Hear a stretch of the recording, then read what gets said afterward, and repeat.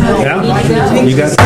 It's after 7 and we're calling the meeting to order. Would you call a roll, please? Miller, Yes. Williams, Shivers, Yes. Nichols, Yes. Briggs, Yes. Here he comes.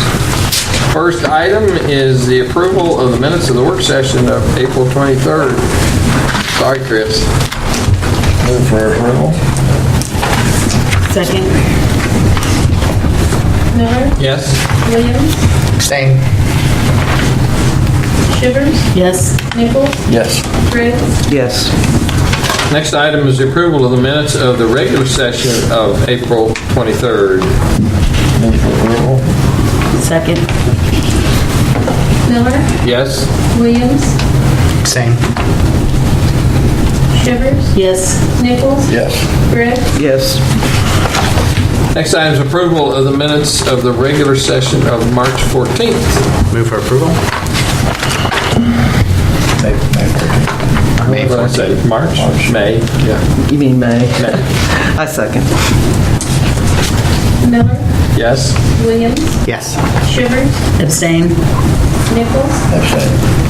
Briggs, Yes. Next item 4, new business and ordinance. Bill number 2018-38, an ordinance authorizing the city manager to issue its taxable industrial revenue bonds for Spartan MPL LLC project. Mr. Schlegel. Yes, Your Honor. As you know, we have an economic development project moving forward. Council did approve a resolution of intent to fund the taxable industrial revenue bonds for Spartan as a new project. We've had the resolution approving the development plan and the cost-benefit plan, and so we are now to the time to authorize the issuance of the taxable industrial revenue bonds. To cover the details, we will turn to Russell Rudge. Thanks, Bruce. Council, as Bruce mentioned, in the past we've approved the industrial development project for Spartan Light Metals in March. At that council meeting, the Spartan requested the city issue its taxable industrial revenue bonds at approximately $110 million for the purpose of constructing a 123,000 square foot die-cast manufacturing facility on real estate located adjacent to the company's existing facility on Lakeview Road. Gilmore and Bell, tonight represented by Joe Palumbo, has prepared the documents for the project. Spartan Light Metals has now approved documents and would like to move forward with the project. Staff recommends council proceed with reading by title only and passage of resolution approving the plan for an industrial development project. Also with us tonight is Kevin Monahan, who had been plant manager in Mexico a few years ago, and he's currently the chief financial officer with Spartan in St. Louis, and Ben Mushel with Armstrong Teasdale, who's the attorney for Spartan. Does have any questions for us? Thank you. Questions? I just wanted to say I appreciate you guys, everything you do for the community, and I appreciate the fact that you're going to invest so much more in the community. So just thank you so much for that. All pleasures. I make a motion to read bill number 2018-38. Second. Miller, Yes. Williams, Yes. Shivers, Yes. Nichols, Yes. Briggs, Yes. Bill number 2018-38, an ordinance authorizing the State of Mexico, Missouri to issue its taxable industrial revenue bonds, Spartan LMP LLC project, Series 2018, and its taxable industrial revenue bonds, Spartan Light Metal Products LLC project, Series 2018, for the purpose of providing funds to pay the cost of acquiring, constructing, and equipping a facility for an industrial development project in the city, and authorizing the city to enter into certain agreements and take certain other actions in connection with the issuance of the bonds. Move for second reading of bill number 2018-38. Second.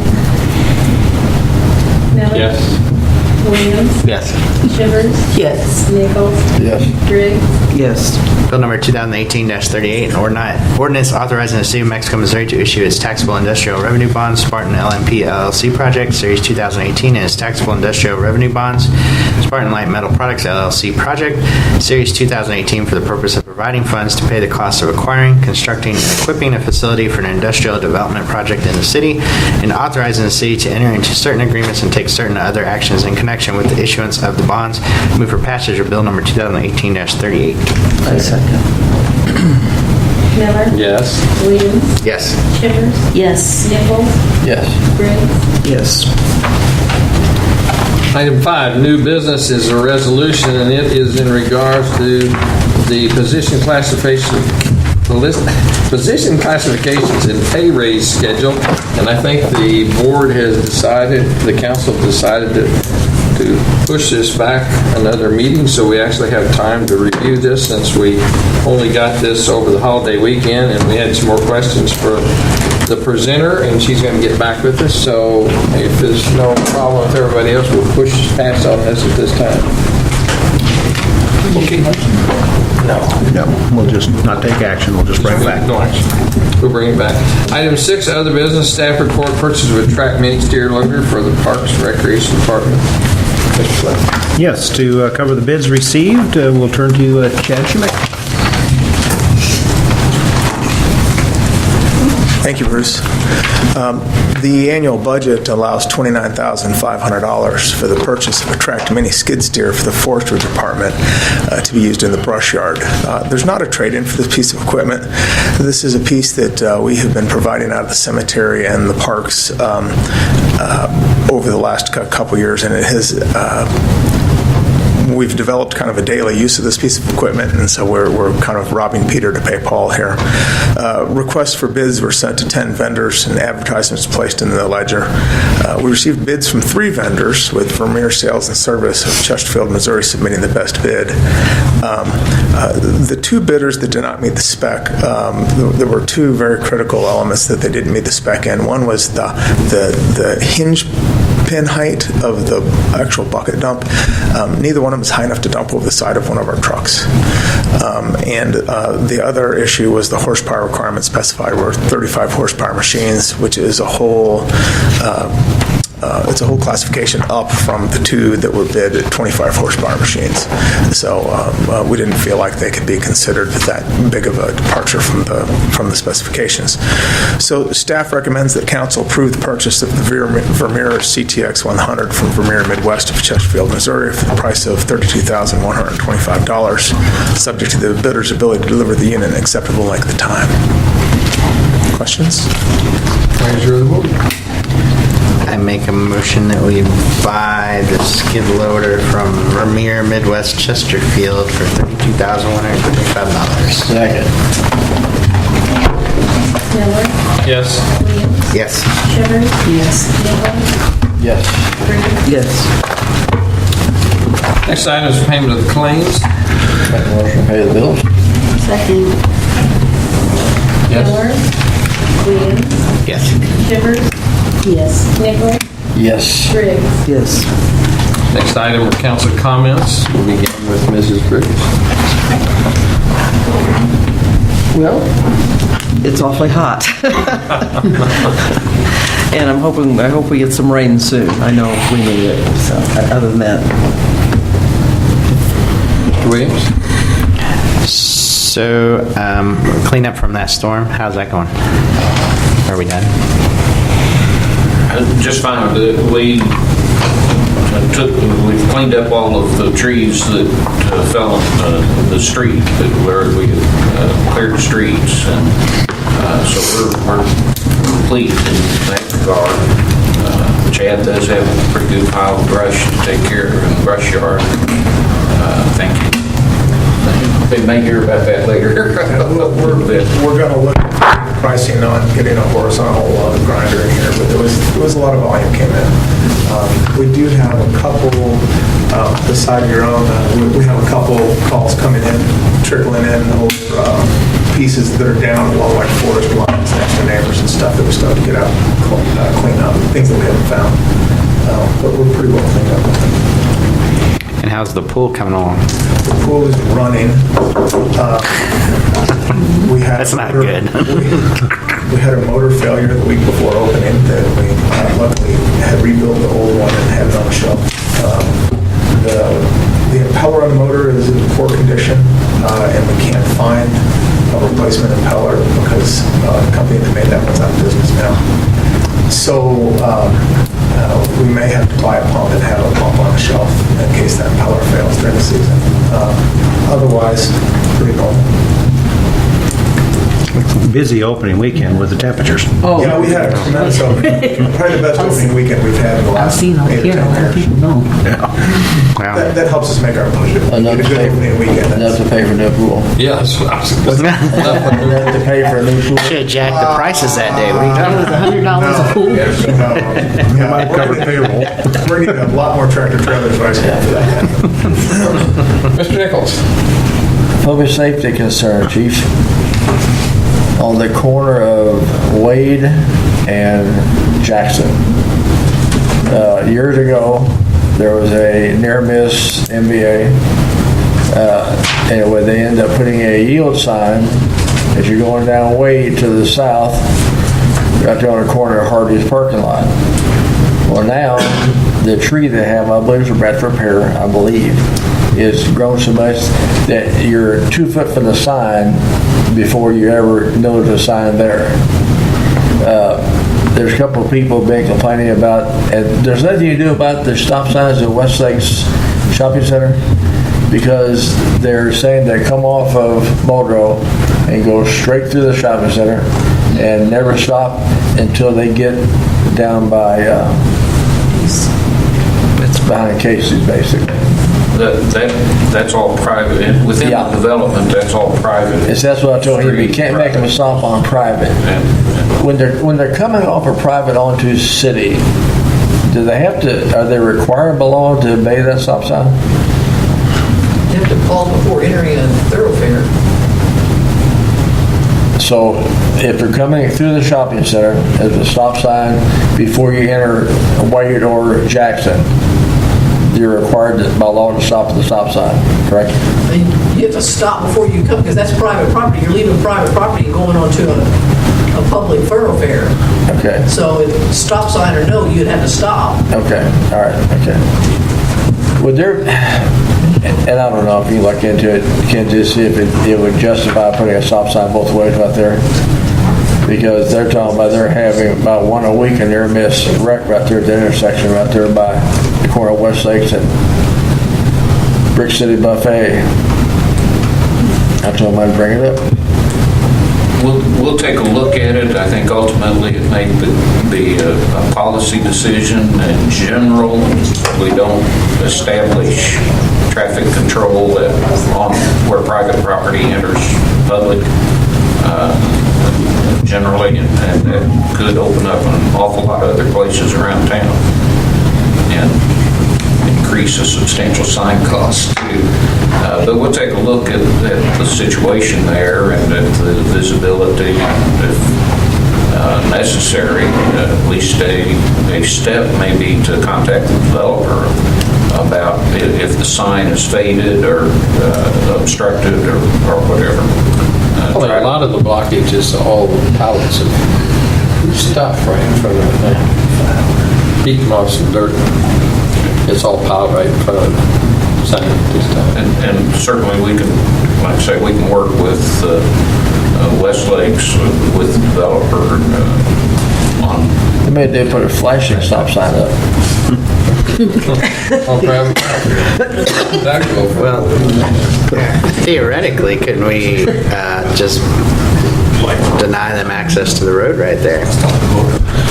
If they didn't want to work with us, I'm just saying, I mean. That would be difficult.